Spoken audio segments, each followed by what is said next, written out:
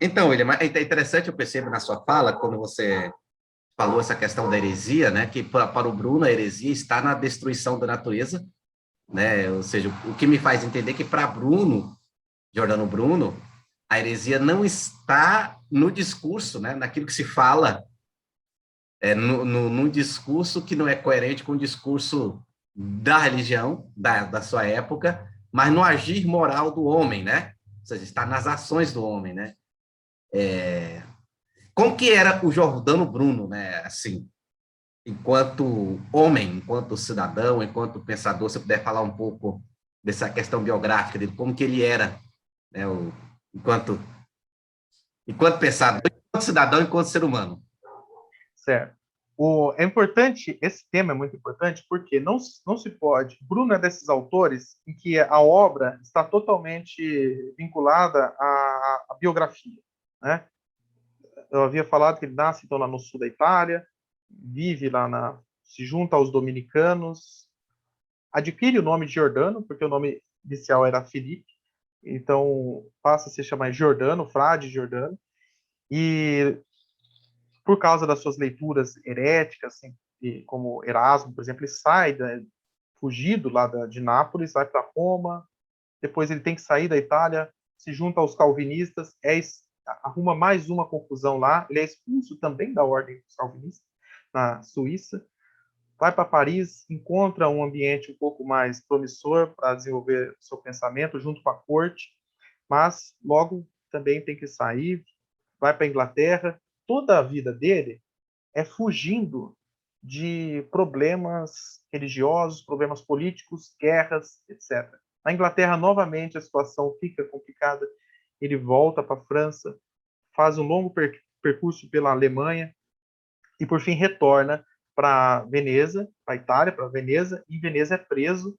Veja só que durante todo esse período que ele saiu da Itália, que ele começou a escrever e publicar, até o período em que ele é preso e para temos a última obra dele publicada, são apenas 10 anos.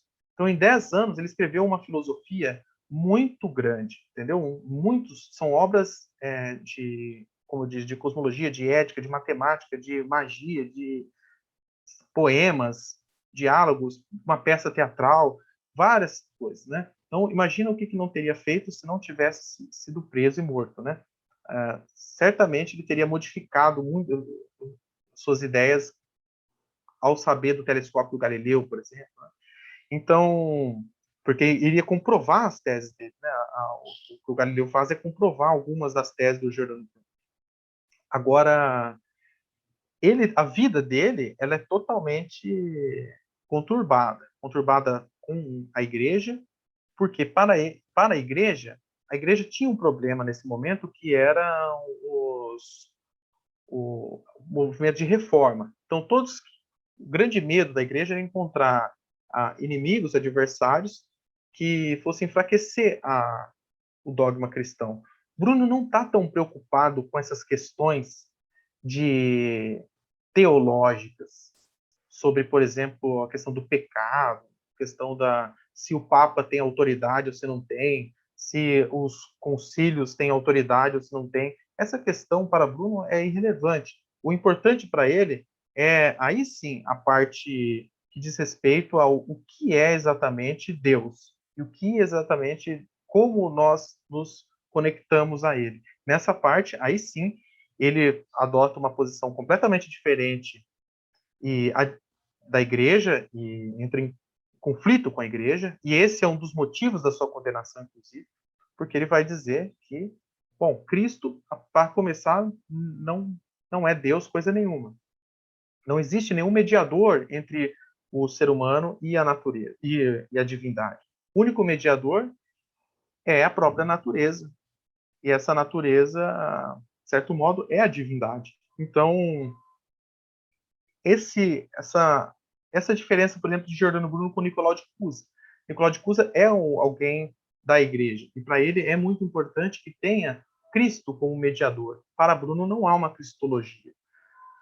Toda a Bíblia, para o Bruno, por exemplo, é um livro de fábulas que devem ser interpretadas. Né? Ele utiliza a Bíblia assim como utiliza, por exemplo, Ovídio, não há nenhuma grande diferença para ele na questão de autoridade. Agora, a heresia, para ele vai dizer, a blasfêmia, por exemplo, para ele vai dizer, Deus pode fazer tudo, se Deus pode fazer tudo, ele deve fazer tudo. Questionar a onipotência de Deus e a sua capacidade de fazer um universo infinito, isso sim é um ato de blasfêmia, né? Porque a igreja estava acusando ele de blasfemar contra Deus, falando que Cristo não existe, dizendo que ele sabe o que Deus está pensando, que Deus deve ser assim, deve ser assado. O Jerônimo diz, não, especular sobre tais coisas não é blasfêmia. Blasfêmia é querer minimizar a potência de Deus, dizer que ele não pode fazer tudo. Isso sim é um ato de blasfêmia.